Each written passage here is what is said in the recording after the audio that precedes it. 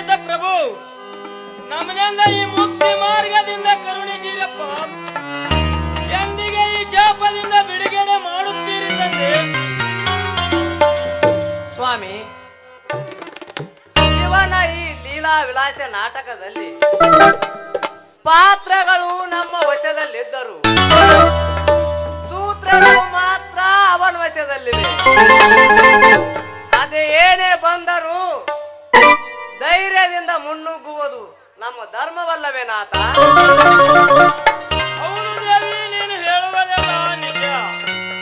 ಆದರೆ ಎಲ್ಲಿವರೆಗೆ ಈ ಕರ್ಮ? ಶರೀರ ಪಾಶ ಸಾಕು ದೇವಿ, ಕರ್ಮ ದೇಹದ ಆಸೆ. ಸ್ವಾಮಿ, ಆಸೆ ಪಾಸೆ, ಆಸೆ ನಾಸೆ ಇವೆಲ್ಲ ಈ ಶೆಲೆಯ ಬಲ. ಜಗ ಮಣ್ಣಿನಲ್ಲಿ ಆಡಿ ಬನ್ನಿ ಮಕ್ಕಳೇ ಎಂದು ಕಳಿಸಿದ್ದಾನೆ. ನನ್ನಪ್ಪ ಅಂದಾಗ ಅವನಾಟ ಮುಗಿಯುವರೆಗೆ ಹೀಗೆ ಸಾಗಲೇಬೇಕಲ್ಲ ಸ್ವಾಮಿ ನಮ್ಮಾಟ.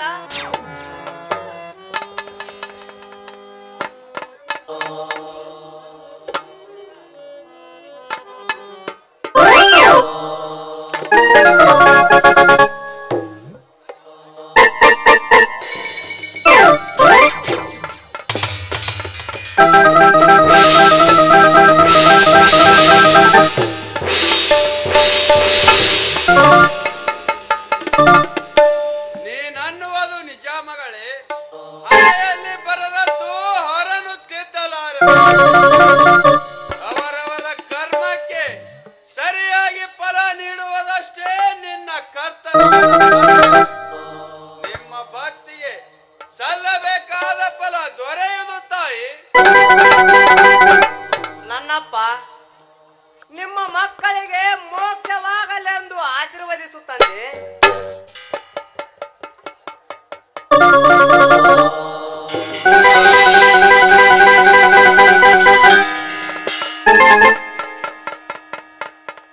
ನಮ್ಮಪ್ಪ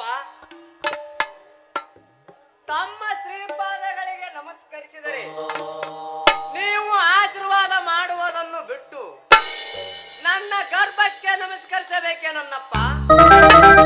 ಕಳವಳ ಪಡೆಯಲಿರುತ್ತಾಯಿ. ನಾನು ನಿನ್ನ ಗರ್ಭಕ್ಕೆ ನಮಸ್ಕರಿಸಲಿಲ್ಲ. ಪುಣ್ಯ ಗರ್ಭದಲ್ಲಿ ಉದ್ಭವಿಸಿರುವ ಆ ಶಿವನಿಗೆ ನಮಸ್ಕರಿಸಿದೆನು. ತಂದೆ, ನಿಮ್ಮ ಮಾತಿನ ಅರ್ಥ ಒಂದು ಆಗಲಿಲ್ಲ.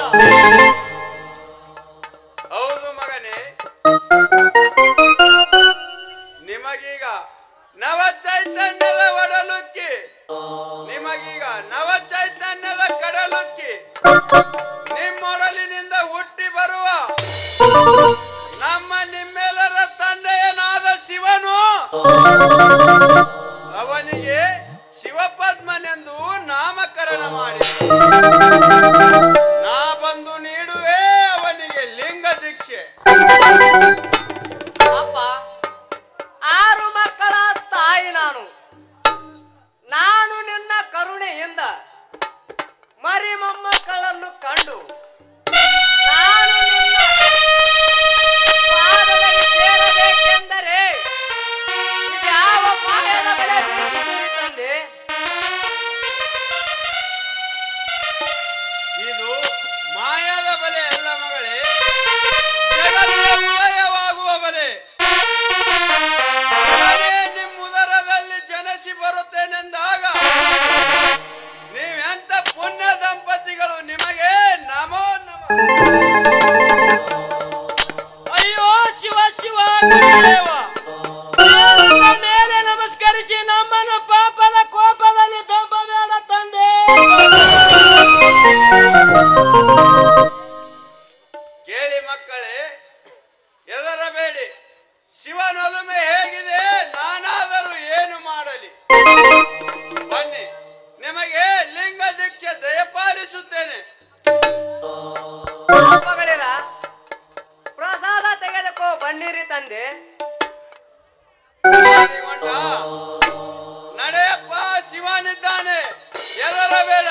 ಆಗಲಿ, ಹೀಗೆ ದಯಮಾಡಿಸಿರಿ.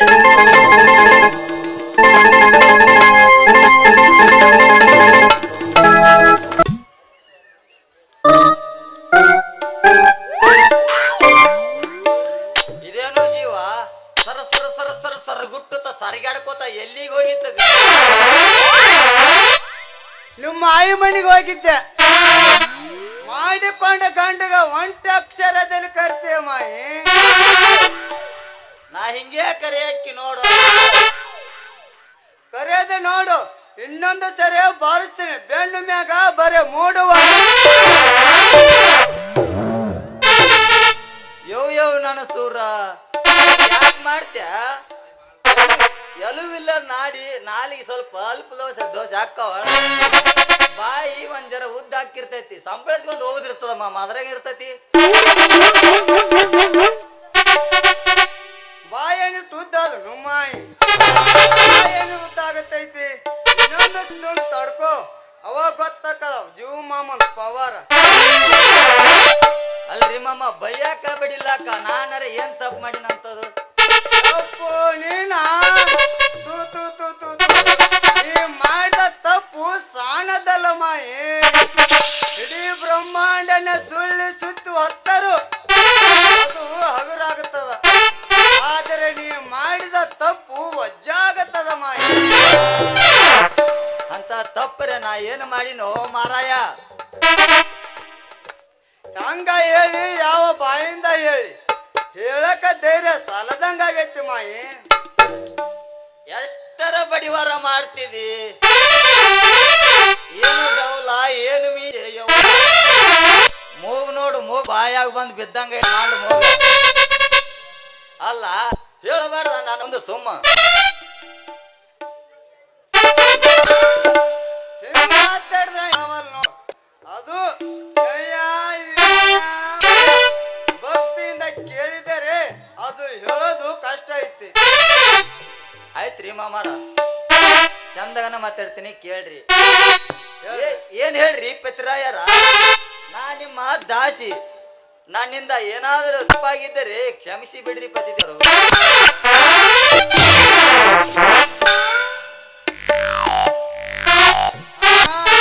ಹಿಂಗ ಬಾ ಅದಿಗೆ ನೋಡು ಮಾಯಿ. ನನ್ನ ನಿನ್ನ ಮದುವೆಯಾಗಿ ಎಷ್ಟು ದಿವಸ ಅದಾವ ಹೇಳೋ ನೋಡೋಣ. ಒಂದೆರಡು ಮೂರು ಪಟ್ಟಾಗಿರಬೇಕಲ್ಲ. ಅಂದಾಗ ಸಲರೆ ನಾಚಿಗೆ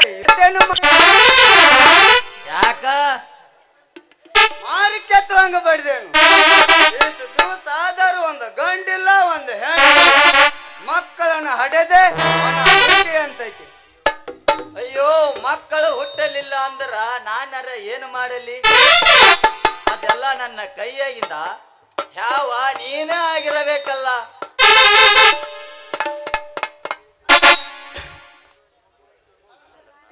ಅಂದ್ರ ನಾನು ಹಡಿಲೇನ ಮಕ್ಕಳನ್ನ?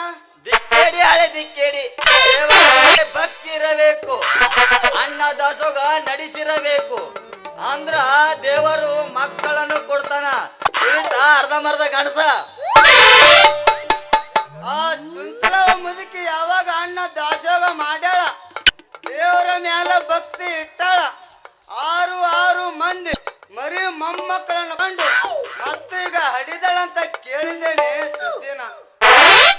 ಆಕಿನಷ್ಟು ಭಕ್ತಿ ಆಕಿನಷ್ಟು ಧ್ಯಾನ ಆ ದೇವತೆಗಳೇ ಮಾಡಿಲ್ಲ.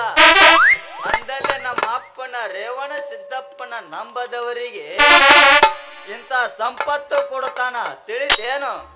ಓ, ಇದೆಲ್ಲ ನಮ್ಮ ಸರ್ವ ಗುರು ರೇವಣ ಸಿದ್ದೇಶ್ವರರ ಪ್ರಭಾವ. ನಿನ್ನ ಪ್ರಭಾವ ಅಂತ ತಿಳಿದ್ಯಾನು? ನಮ್ಮ ಅಪ್ಪನ ನಂಬದವರಿಗೆ ಸುಖ ಪ್ರೀತಿ ಹೊರತು ಕಷ್ಟ ಅನ್ನುವುದು ಗುರುತಿಲ್ಲ, ತಿಳಿದೇನು? ಅಲ್ಲ ಹಿರಿಯ, ಇವತ್ತೇನು ಕೂಸಿನ ತೊಟ್ಟಿಲ್ಲದಾಗ ಹಾಕ್ತಾರಂತ, ಹೋಗಿ ಬರ್ನು ನಡಿರಲ್ಲ, ಏನಂತೀರಿ? ಆಗಲಿ ನಡಿರಾಣಿ, ಇಬ್ರು ಜೋಡಿ ಹೋಗೋಣ. ಆ ಪುಣ್ಯಾತ್ಮನ ಮುಖ ದರ್ಶನದಿಂದಾದರೆ ನಮ್ಮ ಮನೆ ತುಂಬಾ ಮಕ್ಕಳು ಆಗಲಿ.